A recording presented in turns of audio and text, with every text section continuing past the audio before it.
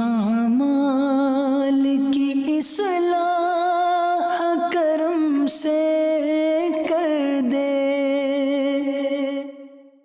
الحمدللہ رب العالمین والصلاة والسلام علی سید المرسلین، اما بعد فاعوذ باللہ من الشیطان الرجیم، بسم اللہ الرحمن الرحیم۔ پڑھیے الصلاة والسلام علیک یا رسول اللہ وعلی آلک واصحابک یا حبیب اللہ، الصلاة والسلام علیک یا نبی اللہ وعلی آلک واصحابک یا نور اللہ۔ محبوب کی محفل کو محبوب سجاتے ہیں، محبوب کی محفل کو محبوب سجاتے ہیں، اور آتے ہیں وہی جن کو سرکار بلاتے ہیں۔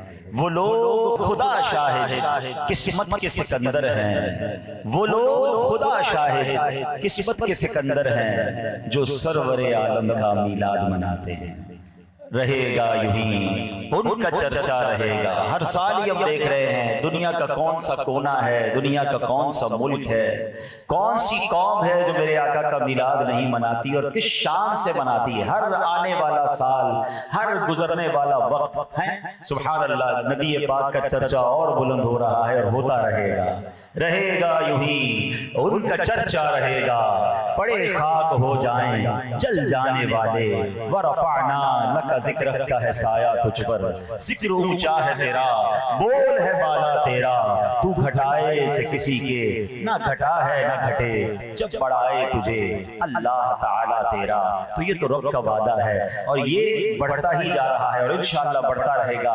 سچی بات یہ ہے کہ یہ ہمارے بھاگ جاگتے ہیں، ہمارے نصیب جاگتے ہیں۔ نارملی جب اس طرح کے پروگرامز ہوتے ہیں تو کسی کو بلانا ہو تو شاید رسماً ایک جملہ کہا جاتا ہے کہ جناب اپنے قیمتی وقت میں سے وقت نکال کر ہمارے پروگرام میں آئیے گا۔ سچی بات یہ ہے ہم سب کا وقت قیمتی ہی اب بنا ہے۔ یہ جو وقت ذکر رسول میں گزر رہا ہے، یہ جو وقت ذکر حبیب میں گزر رہا ہے، جو نبی پاک کے ذکر میں گزر رہا ہے، ایکچوئل وقت یہی قیمتی بنا ہے۔ تو آئیے مزید پیارے آقا علیہ الصلوۃ والسلام کے ذکر خیر کو سنتے ہیں۔ یہاں میں درود پاک کی فضیلت کے بارے میں کچھ عرض کروں گا، مگر اگر درود پاک کی ڈائیورسٹی کو سمجھا جائے، اتنی حدیثیں ہیں ماشاءاللہ، مفتیان کرام موجود ہیں، علماء کرام موجود ہیں، محدثین نے حدیث کی کتابوں میں باب باندھے، چیپٹر الگ کیے کہ اتنی حدیثیں ہیں کہ درود پاک کے فضائل پر درود احادیث۔ اچھا پھر اس میں جمعہ کے دن پڑھیں تو کیا حدیث، اس میں کون کون سی حدیث ہے، جمعرات کی رات کے فضائل کیا ہیں، اتنے سارے ابواب بن جاتے ہیں جب درود پاک کے فضائل کو پڑھتے ہیں۔ اچھا ہم چونکہ انسان ہیں، ہماری اپنی خواہشات ہیں، تمنائیں ہیں، کچھ پرابلمز بھی ہیں، ہم ان سب کا سولوشن چاہتے ہیں۔ تو آج میں ایک تھوڑا سا اگر جائزہ لیتے ہیں اپنی لائف کا، کہ اگر میں آپ کو یہ کہوں کہ جناب آپ اپنی زندگی میں جو خواہشات ہیں، بینگ اے مسلم، آپ کیا کیا چاہتے ہیں کہ کیسی لائف گزرے؟ اچھا پھر مرنے کے وقت آپ کی تمنا کیا ہے؟ قیامت کے دن، محشر کے دن آپ کی ڈیزائر کیا ہے، آپ کی تمنا کیا ہے؟ کبھی رائٹ ڈاؤن کریں، ٹھیک ہے؟ اور اب میں آپ کو احادیث کا یوں سمجھ لیجیے کئی احادیث کا ایک چھوٹا سا خلاصہ پیش کرتا جاؤں گا، اور الحمدللہ تقریباً ان تمام ہی فضیلتوں کے پیچھے کوئی روایت یا کوئی حدیث موجود ہوگی۔ آپ غور کرتے جائیے اور سبحان اللہ کہتے جائیے گا کہ اگر آپ میں سے کوئی یہ چاہتا ہے کہ اس کی بیماری دور ہو جائے تو اسے چاہیے کہ وہ درود پاک پڑھے۔ اگر کوئی چاہتا ہے کہ وہ قرضے سے نجات پا جائے تو وہ درود پاک پڑھے۔ اگر کوئی چاہتا ہے میرے روزگار میں برکت ہو جائے تو وہ درود پاک پڑھے۔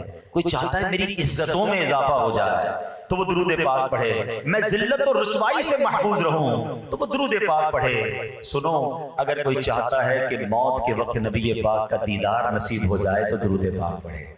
کوئی یہ چاہتا ہے کہ میں ایسے قبر میں جاؤں مجھے یہ نظر آئے کہ میرے آقا اپنے مبارک ہاتھوں سے مجھے قبر میں اتار رہے ہیں تو وہ کثرت سے درود پاک پڑھے۔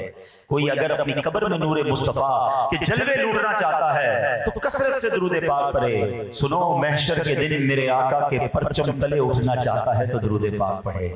اگر آپ یہ چاہتے ہیں کہ قیامت کے دن جب لوگوں کو پیاس لگی ہو اور آقا اپنے ہاتھوں سے جام کوثر عطا فرمائیں تو کثرت سے درود پاک پڑھے۔ اگر آقا کے ساتھ نبی پاک کے پیچھے پیچھے جنت میں جانا چاہتا ہے تو درود پاک پڑھے۔ سنو، کوئی مدینے جانا چاہتا ہے تو وہ بھی درود پاک پڑھے۔ ہیں اور خواب میں میرے آقا کا دیدار کرنا چاہتا ہے تو وہ بھی درود پاک پڑھے۔ اب میں آپ سے ایک سوال کرتا ہوں، جو میں نے یہ لسٹ بیان کی ہے، کچھ اور رہ گیا زندگی میں؟ anything else you need؟ اور کچھ باقی ہے کہ اگر میری روزی بھی اچھی ہو جائے، میں ذلت سے بچوں، میری عزتوں میں اضافہ ہو، قرضہ نہ آئے، مصیبت نہ آئے، شفا والی زندگی ملے، کلمے والی موت ملے، دیدار مصطفیٰ ملے، زندگی میں بار بار مدینہ ملے اور آقا کے ساتھ جنت ملے، تو مجھے اور کیا چاہیے؟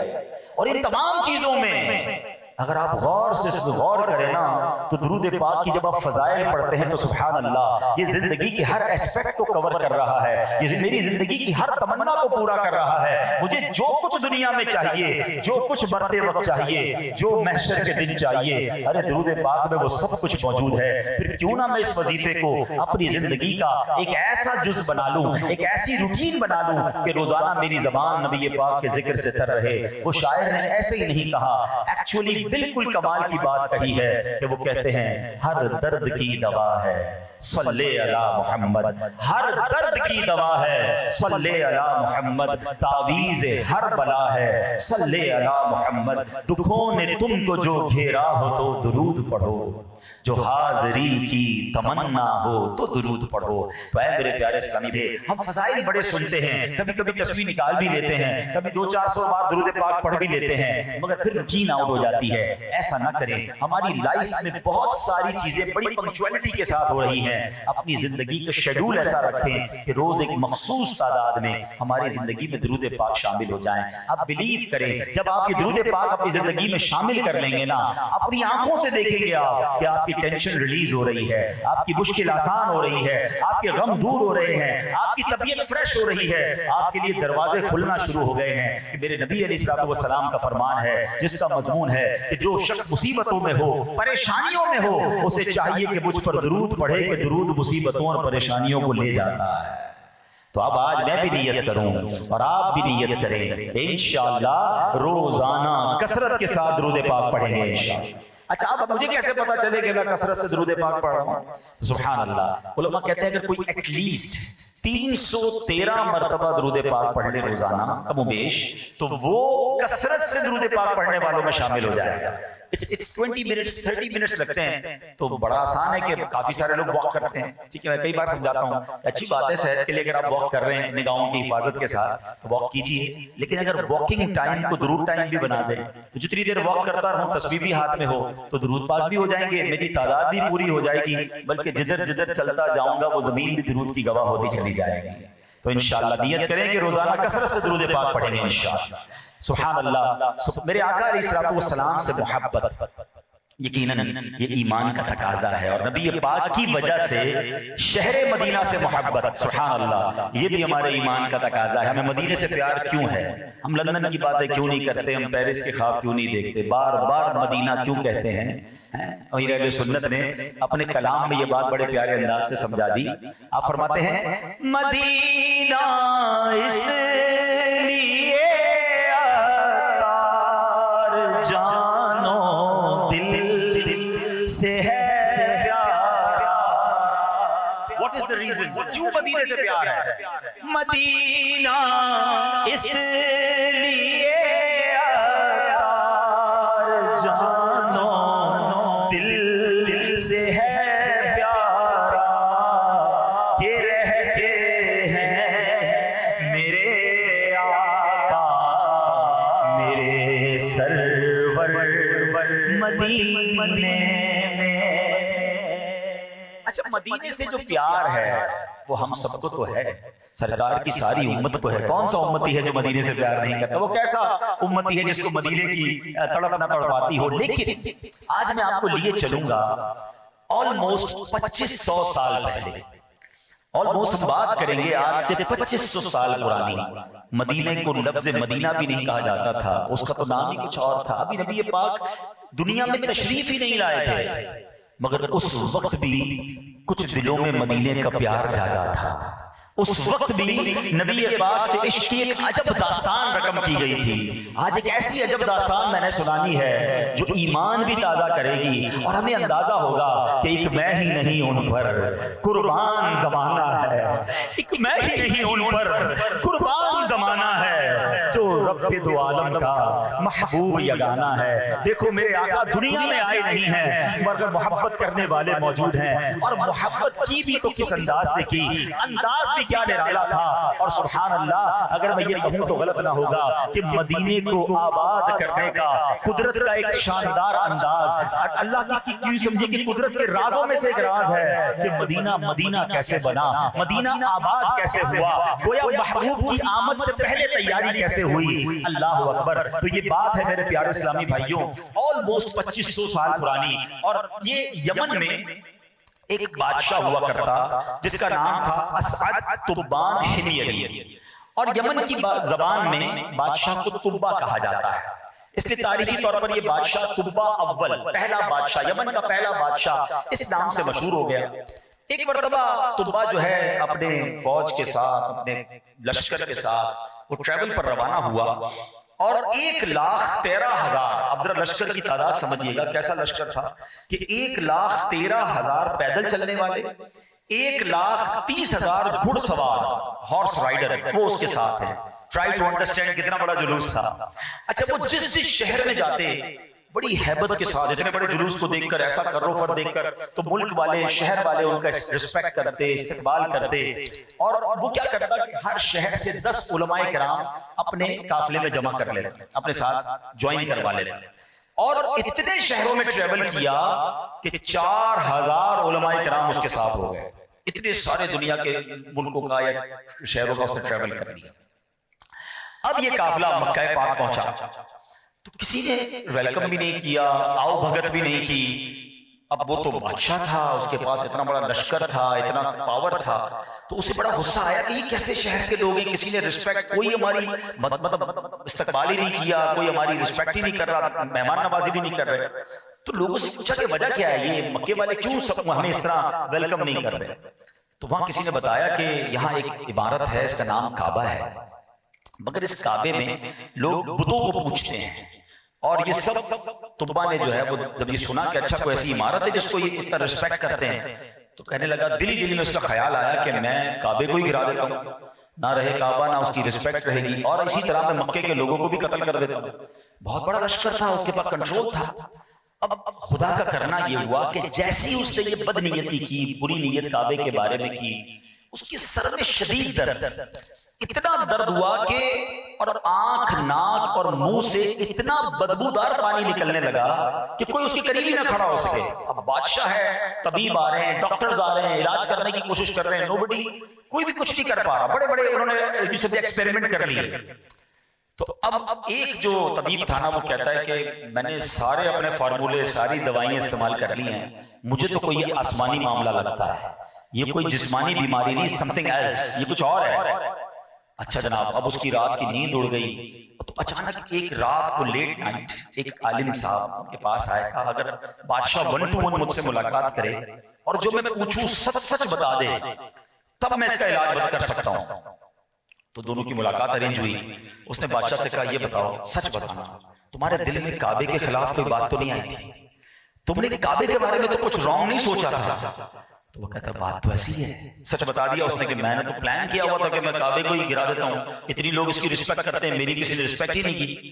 اللہ اکبر. تو بادشاہ نے جب وہ یہ کہا, اس نے کہ عالم صاحب نے کہا کہ تمہاری بیماری کی وجہ یہی بری نیت ہے, یہ بات یاد رکھو کہ کعبے کا مالک جو ہے وہ چھپی ہوئی دلوں کی بات بھی جانتا ہے, اس لیے اپنے دل سے برے خیال نکال دو. اب وہ تبا مرتا کیا نہ کرتا, اس نے توبہ کی, اور ابھی عالم صاحب گئے بھی نہیں تھے کہ وہ فوراً ٹھیک ہو گیا, اس کی تمام طبیعت ٹھیک ہو گئی. تو اس کے بعد کیا ہوا کہ تبا جو ہے وہ رب پاک پر ایمان لے آیا اور دین ابراہیمی پر عمل کرنا شروع کر دیا. گویا اس زمانے میں جو دین تھا اللہ وحدہ لا شریک کو ایک ماننا, حضرت ابراہیم کے دین پر اس نے عمل کرنا شروع کر دیا. اب اس نے کعبے کی تعظیم کے لیے, تھوڑی دیر پہلے وہ کعبے کو گرانے کے پلان میں تھا, اور اب کعبے کی تعظیم کے لیے اس نے 7 غلاف تیار کیے اور کعبے شریف پر غلاف چڑھایا. اس سے پہلے کسی نے کعبے پر غلاف نہیں چڑھایا تھا. He is the one and only and very first man کہ جس نے کعبے پر غلاف چڑھایا. اچھا, اب مکے والوں کو کہا کہ کعبے کی حفاظت تم نے کرنی ہے, اور اب یہ اپنے قافلے کے ساتھ مکے سے روانہ ہوا ایک اور بستی کی طرف. اور وہ کون سی بستی تھی؟ چلو دیکھیں وہ بستی جس کا رستہ دل کے اندر ہے. اب یہ قافلہ پہنچتا ہے اس بستی میں، اس کھجوروں والی بستی میں، اس مبارک بستی میں. اب وہاں جب وہ بستی میں پہنچے تو ایک پانی کا چشمہ تھا، اس کے قریب اس قافلے والوں نے پڑاؤ ڈال لیا. اور یہاں قیام کے دوران 4000 جو علماء تھے نا، انہوں نے ایک مشورہ کیا. اب ذرا غور سے سنیے گا. ان 4000 علماء نے مشورہ کیا کہ جب تک زندہ ہیں اس بستی کو چھوڑ کر نہیں جائیں گے، چاہے طبا مار ڈالے، جلا ڈالے، ہم نے یہی رہنا. طبا کو یہ بات جب پتا چلی تو پریشان ہو گیا کہ what is the reason، کیا وجہ ہے، میرے ساتھ آگے کیوں نہیں چلنا؟ پوری دنیا کا ٹریول کر لیا ہے، ابھی تو یہ بنجر زمین ہے، مطلب یہاں پر کوئی آبادی نہیں، تم یہاں زندگی پر کیوں رہنا چاہتے ہو؟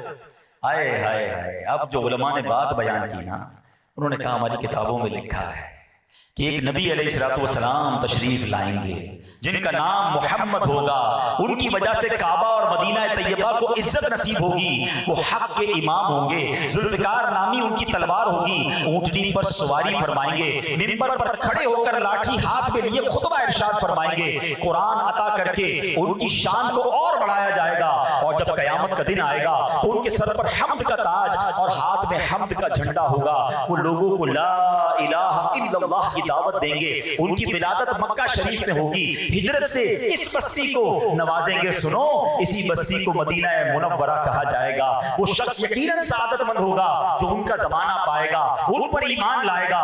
ہم تو اسی امید پر اب یہاں رہیں گے، مرتے دم تک رہیں گے. یا تو ہمیں محمد مصطفیٰ صلی اللہ علیہ وسلم کے دربار کی حاضری مل جائے گی، یا تو ان کا دیدار مل جائے گا، یا پھر یہی ان کے انتظار میں زندگی بسر ہو جائے گی. اللہ اکبر. تو ذرا دیکھیے، مکہ جاتا ہے، ایمان مل گیا طبا کو، اور اب جب مدینے پہنچتا ہے تو تذکرہ مصطفیٰ ہو رہا ہے. یہ میرے آقا کی کیسی محفل سجی ہوگی کہ طبا بادشاہ کے سامنے 4000 علماء آقا کی شان بیان کر رہے ہیں. ارے آقا دنیا میں ابھی نہیں آئے، نبی پاک کی دنیا میں آمد سے 1000 سال پہلے مدینہ منورہ کی سرزمین پر ایک محفل سجی ہے جس پہ تذکرہ مصطفیٰ ہو رہا ہے، نبی پاک کے اوصاف بیان ہو رہے ہیں. وہ بادشاہ بھی کمال کا ہے، کیا کہتا ہے سنو. وہ کہتا ہے کیوں نہ میں بھی ان 400 علماء کے ساتھ میں بھی ان علماء کے ساتھ یہی رہ جاتا ہوں. تو اب اس نے کیا کیا؟ اس نے یہ کیا کہ اس نے اب 400 علماء کے لیے اس نے وہ بنائے، کیا نام ہے، گھر بنانا شروع کیے. ان کے لیے گھر بنائے، ان کی شادیاں کروائیں، انہیں خوب مال و دولت بھی دیا. 1 سال تو طبا نے خود بھی انتظار کیا کہ شاید جلوہ جانا نصیب ہو جائے، شاید نبی پاک کا ادھر سے گزر ہو. مگر 1 سال کے بعد جب اس نے دیکھا کہ ابھی تو وقت ہے، اب اس نے نبی پاک علیہ السلام کے لیے خط لکھا. Amazing letter of the world. اس شخصیت کے نام خط لکھا جا رہا ہے کہ جو بظاہر ابھی دنیا میں نہیں آئے ہیں. اور خط کے الفاظ سنو، سبحان اللہ. یہ شعر کمال کا ہے. ایک بے ہی نہیں ان پر قربان زمانہ ہے، جو رب دو عالم کا محبوب یگانہ ہے. کون لکھ رہا ہے؟ بادشاہ لکھ رہا ہے، یمن کا بادشاہ لکھ رہا ہے. کس کے نام لکھ رہا ہے؟ اس ذات کے نام لکھ رہا ہے جو ابھی دنیا میں بظاہر تشریف نہیں لائے. سنو خط کیا ہے، وہ کیا لکھتا ہے. طبا اول حمیر بن بردہ کی طرف سے دو جہاں کے رب کے رسول، سب سے آخری نبی محمد بن عبداللہ صلی اللہ علیہ وسلم کی طرف یہ خط اللہ کی امانت ہے. جس کو ملے وہ اس کے مالک تک پہنچا دے. یا محمد صلی اللہ علیہ وسلم، میں آپ پر اور قرآن مجید پر ایمان لاتا ہوں، آپ کے دین اور سنت کو اپناتا ہوں، آپ کی اور ہر چیز کے رب پر ایمان لاتا ہوں، اور جو شریعت آپ لائیں گے اسے بھی قبول کرتا ہوں. اگر میں آپ کی صحبت پانے کا شرف حاصل کر گیا، مجھے مل گیا، تو یہ مجھ پر رب کا انعام ہوگا. اور اگر مجھے آپ کی صحبت شرف نہ ملے تو آپ مجھے قیامت کے دن بھولیے گا نہیں. اللہ اکبر. یہ کیسی محبت ہے اس بادشاہ کے دل میں جو آنے والے آقا علیہ السلام کی بارگاہ میں لکھ رہا ہے، حضور اگر ملاقات نہ ہو تو اپنے اس غلام کو بھولیے گا نہیں. وہ لکھتے ہیں میں آپ کا فرما بردار امتی ہوں اور آپ کی تشریف آوری سے قبل ہی آپ کی پیروی کرنے والا ہوں. میں آپ اور آپ کے والد ابراہیم کے دین پر ہوں. اللہ اکبر. یہ خط طبا نے لکھا، اس پر سنہری مہر لگائی، اور اس مہر پر یہ عبارت موجود تھی، للہ الامر من قبل ومن بعد ویومئذ یفرح المؤمنون بنصر اللہ. یعنی پہلے اور بعد حکم اللہ ہی کا ہے، اور اس دن ایمان والے اللہ کی مدد سے خوش ہوں گے. پھر جن عالم صاحب نے तुब्बा की इस्लाह की थी ना, मक्के में बताया था कि काबे के बारे में बुरा ख्याल मत लाना। उन्होंने उसी आलिम को वो खत दिया, कहा देखो अगर आपकी मेरे आका अलैहिस्सलाम से मुलाकात हो जाए तो ये खत आप उन्हें दे देना, और अगर आपको लगे कि आपकी दुनिया से जाने का वक्त है, नबी ये बात नहीं आए, अपने बेटे को ये खत देना, अपनी औलाद को ये खत देना, और उसको भी ये वसीयत करना कि वो अपनी औलाद को खत दे ताकि ये नस्ल दर नस्ल खत अमानत रहे। और सरवर दो आलम सल्लल्लाहु अलैहि वसल्लम जब मदीने आए तो अब वहां पर उन्हें दिया जाए। तुब्बा आगे चला गया, अपने शहर गलसान गया, वहां उसका इंतकाल हो गया। उस आशिक ने अपने हिस्से का काम कर दिया। 400 घर बनाए मदीने में, 400 उलमा को आबाद किया, नबी पाक के नाम पे खत लिखा, और सुनो एक घर भी बनाया कि ये घर नबी पाक अलैहिस्सलाम का है, ये आका अलैहिस्सलाम का घर है, ये घर भी मेरी तरफ से उन्हें तोहफे में देना। अब ये बादशाह तो चला गया, ये खत आगे बढ़ता रहा, जमाना बदलता रहा, सदियां गुजरती रही। आफ्टर 1000 years, 1000 साल के बाद वो दिन आया जिसे आज भी दुनिया भर के लोग सेलिब्रेट करते हैं। 12 रबीउल अव्वल का दिन था, सुबह सादिक का वक्त था, कौनैन के वाली जनाब अहमद मुस्तफा सल्लल्लाहु अलैहि वसल्लम तशरीफ लाए, और नबी पाक जब आए तो नूर की किरणें हैं। मक्के की गलियों में मेरे आका अलैहिस्सलाम ने बचपन गुजारा, 53 साल मेरे आका अलैहिस्सलाम ने मक्का पाक में गुजारे। अब ये खबर मदीना मुनव्वरा में पहुंच गई कि वो शख्सियत जिनके बारे में हम बरसों से इंतजार कर रहे हैं, हमारे आबा अजदाद हमें बताते गए हैं, उनका खत भी हमारे पास पड़ा है, वो मक्के में आ गए हैं, आखिरी नबी अलैहिस्सलाम तशरीफ ले आए हैं। अब मदीने वालों ने मीटिंग की और उन्होंने कहा, अंसार साहबा ने उन्होंने क्या कहा कि ऐसा करो कि अब हमें, अच्छा इन्हीं अंसार साहबा में सैयदना अब्दुर्रहमान बिन औफ रज़ियल्लाहु अन्हु भी थे, वो मक्के से हिजरत करके यहाँ आए थे। उन्होंने मशवरा दिया कि एक बाएतमाद शख्सियत के साथ ये खत वहां भेजते हैं जो तुब्बा हिमयरी ने दिया हुआ है, और नबी पाक को पहुंचाया जाए। अच्छा एक और मजे की बात बताऊं, ये जो अंसारी साहबा थे ना जिन्होंने नबी पाक का मक्के में वेलकम किया, फिर प्यारे आका मदीने चले गए, ये सारे के सारे उन 400 उलमा की औलाद से थे। मैंने तो शुरू में बात कही थी कि मदीना आबाद करने का क्या निजाम बनाया गया था कि मदीना आबाद हो, महबूब के खिदमतगार पहले से तैयार हो जाएं। अल्लाह अकबर, ये 400 उलमा की औलाद वहां मौजूद है, और अब तय हुआ कि किसी को मक्के भेजा जाए। अब क्या हुआ कि वहां पर अबू लैला अंसारी रज़ियल्लाहु अन्हु, ये सहाबी हैं, इनको खत दिया गया कि आप जाइए। उस वक्त तो सहाबी नहीं थे, लेकिन नबी पाक अलैहिस्सलाम से पहली बार इंटरेक्शन था, उनको कहा मक्के जाएं और जाकर खत दें। अब ये जब मक्के पाक पहुंचे तो नबी पाक अलैहिस्सलाम को उन्होंने पहले कभी नहीं देखा था, पहचानते तो नहीं थे कौन है नबी पाक अलैहिस्सलाम। तो कबीला बनु सुलैम में पहुंचे, वहां प्यारे आका अलैहिस्सलाम जलवा फरमा है। इससे पहले कि ये कुछ बात करते, सरवर कायनात ने कहा, अंता अबू लैला, तुम अबू लैला हो। अमेजिंग, मतलब कहते ये क्या हुआ, मैंने कुछ भी नहीं कहा, मैंने मेरा नाम बता दिया। कहा जी नाम, मेरा नाम अबू लैला है। तो नबी पाक ने गैब की खबर देते हुए फरमाया, व माका किताब तुब्बाइल अव्वल, तुम्हारे पास ही तुब्बा अव्वल का खत है। आए हाय, बरेली के ताजदार लिखते हैं ना, और कोई गैब क्या तुमसे निहा हो भला, आका और कोई गैब क्या तुमसे निहा हो भला, जब ना खुदा ही छुपा तुम पे करोड़ों दुरूद, तुम्हारे पास ही मेरा खत है, तुब्बा अव्वल हिमयरी ने दिया है। अल्लाह अकबर। हजरत अबू लैला अंसारी कहते हैं, मैंने वो खत नबी पाक के पास पेश कर दिया, सरवर कायनात अलैहिस्सलाम ने ये खत लिया, सैयदना अबू बकर सिद्दीक रज़ियल्लाहु तआला अन्हु को दिया, ए अबू बकर खत पढ़ो, सहाबा की महफिल जमी है, और अब उस आशिक रसूल का खत पढ़कर सुनाया जा रहा है जिसने दीवाना बार नबी पाक को पैगाम 1000 साल पहले दिया है। सुनो सुनो, जब नबी पाक ने खत सुना तो क्या जुमले इरशाद फरमाए, तुब्बा अव्वल की इस किस्मत पर हमारी जाने कुर्बान। अल्लाह के हबीब फरमाते हैं, मरहबा बिल अखिस सालेह, यानी नेक भाई को खुशामदीद, नेक भाई को खुशामदीद, नेक भाई को खुशामदीद। आका ने 3 बार तुब्बा हिमयरी के बारे में ये फरमाया। उसके बाद आपने अबू लैला अंसारी को मदीने लौट जाने का हुक्म दिया। अब जब मदीने पहुंचे, लोगों को बताया मैं मिलकर आया हूं, उससे मिलकर आया हूं जिसका इंतजार था 1000 साल से, जिनकी हम राहें तक रहे हैं, हमारे आबा अजदाद जिनकी याद में जिंदगी गुजार गए। मैं तो खत देने गया, इससे पहले कि मैं बताता, अरे वो तो गैब की खबरें देने वाले हैं, मेरा नाम भी उन्होंने बताया, मुझे ये भी बताया कि खत तुम्हारे पास है। अल्लाह अकबर। अब मदीने वालों ने अबू लैला अंसारी को इनाम व इकराम से नवाजा कि कितनी खूबसूरत खबर लाए हो। सुभान अल्लाह, सुभान अल्लाह। अब वो दिन आता है कि मेरे आका अलैहिस्सलाम मक्के से मदीने पहुंचते हैं। ये वही सहाबा हैं, ये वही लोग हैं, अंसारी लोग हैं जो नबी पाक का सदियों से इंतजार कर रहे थे। सुभान अल्लाह। जब मदीना मुनव्वरा में میرے آقا کا داخلہ ہوتا ہے تو کیا استقبال ہوتا ہے. آج بھی سیرت کی کتابیں پڑھیں, ان بچوں نے کس طرح میرے آقا کا خوبصورت انداز میں استقبال کیا. اللہ آپ کو اور مجھے بار بار مسجد قباء کی حاضری عطا فرمائے, مدینہ منورہ کی حاضری عطا فرمائے. بالکل قباء کے سامنے آج بھی ایک مقام موجود ہے جہاں طلع البدر علینا کے نغمے گنگنا کر ان بچیوں نے اور مدینے والوں نے استقبال کیا تھا. آج بھی وہ مقام جی سمجھیے یادگار کے طور پر موجود ہے. اور سبحان اللہ کیا نغمہ گنگنایا. آج رہتی دنیا میں صدیاں گزر گئی مگر آج بھی محفلوں میں وہ نعت پڑھی جاتی ہے. اور وہ نغمہ کیا ہے؟ طلع البدر علینا من ثنیات الوداع وجب الشکر علینا ما دعا للہ داع.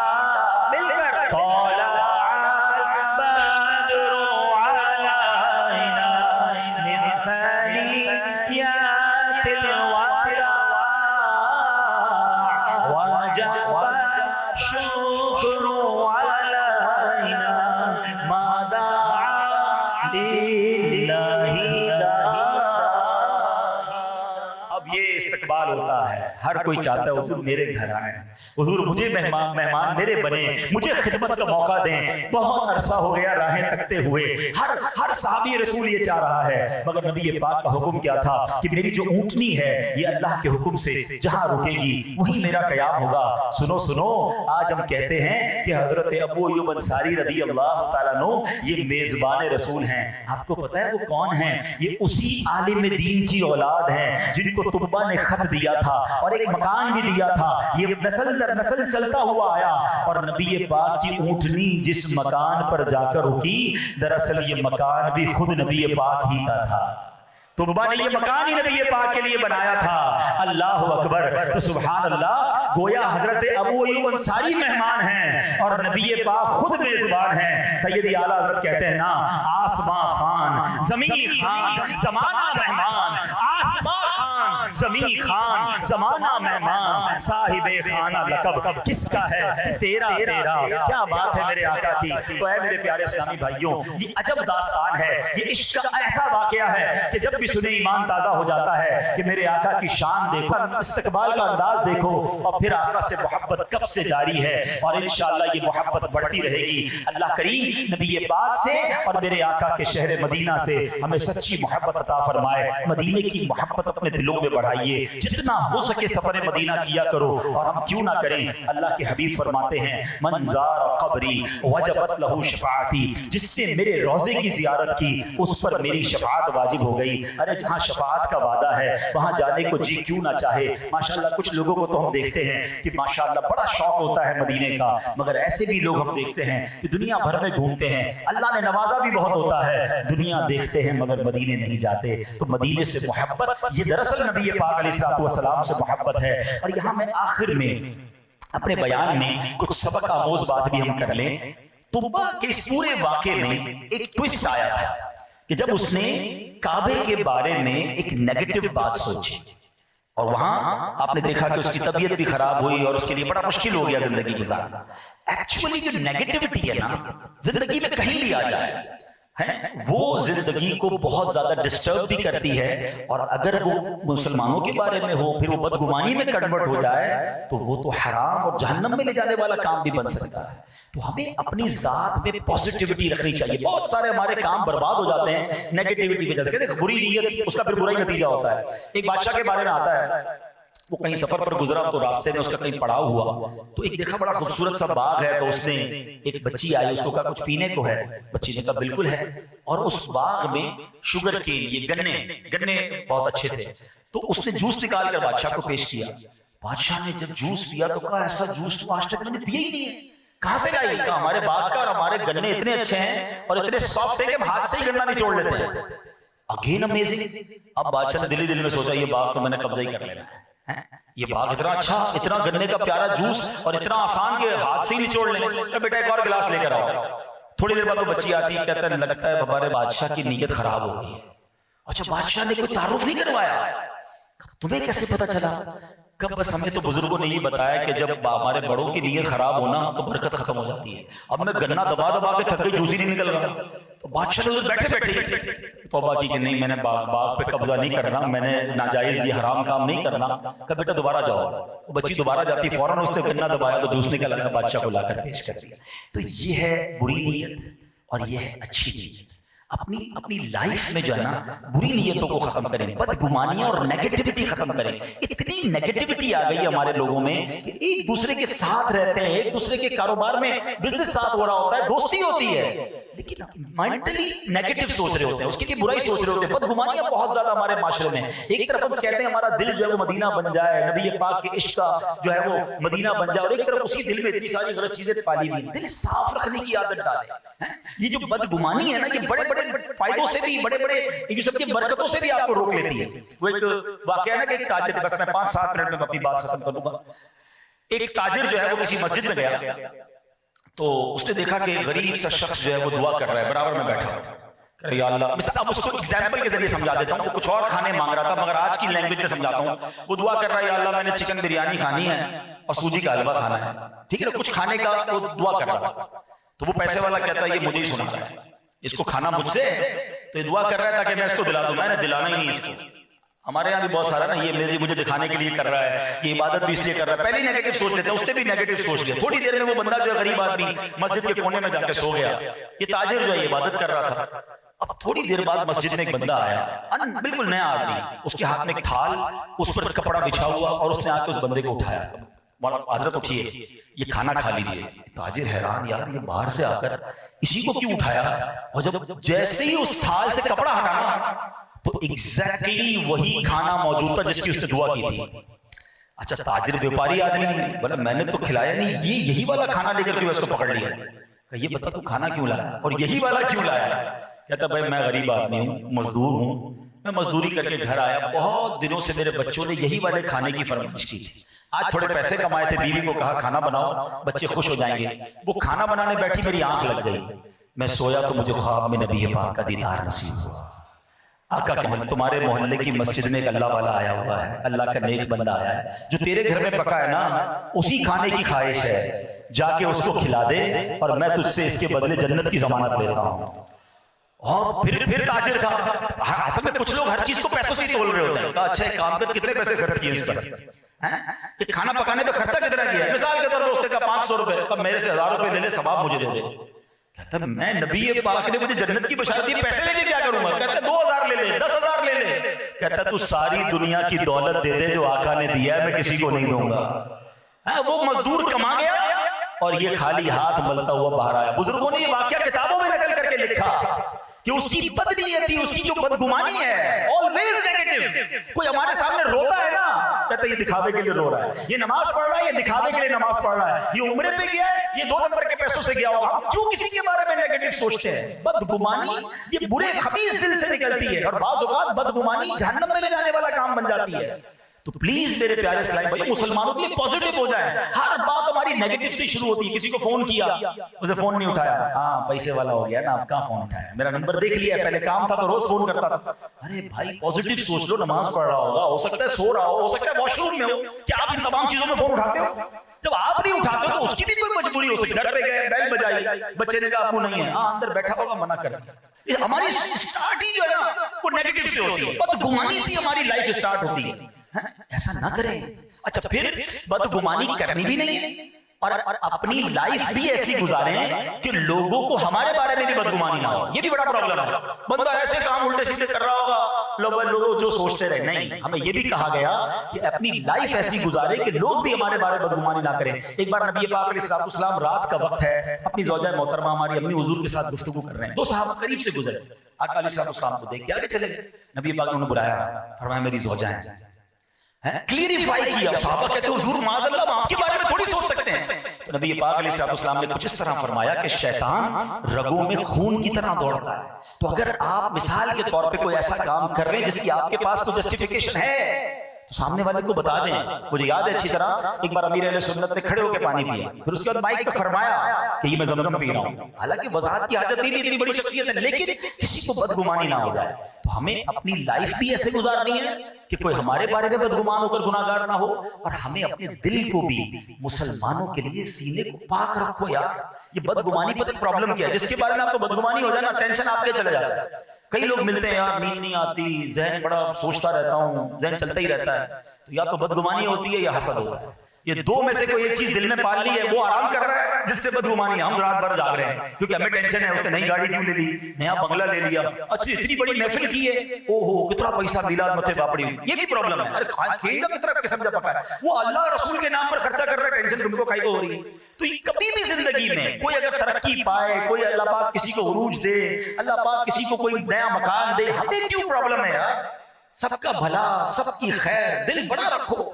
تو یہ جو نیگیٹیوٹی ہے نا, آپ کی طبیعت خراب رہے گی, آپ کے کاروبار میں پرابلم رہے گی. آپ نے میں نے آپ کو دو واقعات سنا ہے, ادھر نیگیٹو اپروچ, ادھر پرابلم شروع. پازیٹیو سوچو, انشاءاللہ آپ کے ساتھ بھی بہتر ہو جائے گا. تو آج کے بیان کا یہ بھی ایک ٹاپک لے کر جائیں کہ آلویز اگر کسی کو اللہ کو نعمت دے, اللہ کسی کو عزت دے, اللہ پاک کسی کو شہرت دے, یا آپ کو کوئی ایسی بات بھی کسی کے بارے میں پتہ چل رہی, پازیٹیو, اس کا کوئی نہ کوئی پازیٹیو پہلو لے کر آ جائیں, اس کی کوئی حسن ظن والی بات لے آئیں. آخری جملہ لے جاؤ کہ حسن ظن میں کوئی شر نہیں ہے اور بدگمانی میں کوئی خیر نہیں ہے. بس زندگی کا اصول بنا لو کہ حسن ظن, یار کوئی بات نہیں, یہ وجہ ہوگی, کوئی وجہ ہوگی. آج محفل میں کوئی نہیں آیا مثال کے طور پر, اب کوئی کہے یار تیرے کو کوئی فنکشن میں بلاتا نا تو پہلے سب سے پہلے پہنچ جاتا, آج نعت خوانی میں نہیں آیا. ارے بھائی اس کی ماں بیمار ہو سکتی ہے, اس کی گاڑی خراب ہو سکتی ہے, اس کی اپنی طبیعت خراب ہو سکتی ہے, کوئی پازیٹیو سوچتا ہی نہیں ہے, ڈائریکٹ نیگیٹو. ہاں تیرے کو نعت خوانی سے پرابلم اس لیے نہیں آیا ہوگا, کائے کو یار کیوں ہمیں ایسا سوچنا ہے؟ تو بس آج یہ اپنا ذہن بنا لے, کیونکہ بعض اوقات کیا ہوتا ہے, اگلے کا قصور ہو نہ ہو, اپنا گناہوں کا میٹر جاری ہو جاتا ہے. بلکہ علماء بیٹھے کتابوں میں یہ بھی لکھا ہے کہ بہت سارے گناہ کے لیے پارٹنر ضروری ہے. آپ جھوٹ کسی کے سامنے بات کریں گے, غیبت کسی کے سامنے کریں گے, معاذ اللہ اگر کوئی بدنگاہی کرتا ہے تو کسی کو دیکھتا ہے. یہ بدگمانی وہ ہے جس کے لیے بندہ بھی کوئی ضروری ہے. بندہ اکیلے اکیلے بیٹھتا رہے, سوچتا رہے, دل میں جماتا رہے, پکا کرتا رہے, اور گناہ کا میٹر بھی چلاتا رہے, مفت کا گناہ بھائی. تو یار دل صاف رکھو. تو ماشاءاللہ آج کے بیان میں ہم نے جب طبع حجری کی باتیں سنی ہیں, عشق رسول کی باتیں سنی ہیں, مدینے کا ذکر سنا ہے, تو سینے میں مدینہ بسانا ہے تو دل کو پاک کرنا ہے. الحمدللہ دعوت اسلامی کے اس پیارے ماحول میں یہ باتیں سیکھی اور سکھائی جاتی ہیں. دلوں کو صاف کرنے والا یہ ماحول ہے, ہماری تربیت کرتا ہے. امیر اہل سنت کے مدنی مذاکرے دیکھیں, ایسی پاک صاف دلوں کی باتیں وہ کرتے ہیں کہ دل کے اندر سے انسان کی قدرتیں دور ہوتی ہیں. اللہ میرے دل کو بھی صاف کر دے, آپ کے دلوں کو بھی صاف فرمائے, اور سرکار کے عشق کا مدینہ بنا دے. آمین بجاہ نبی امین صلی اللہ علیہ وسلم. میرے اعمال کی اس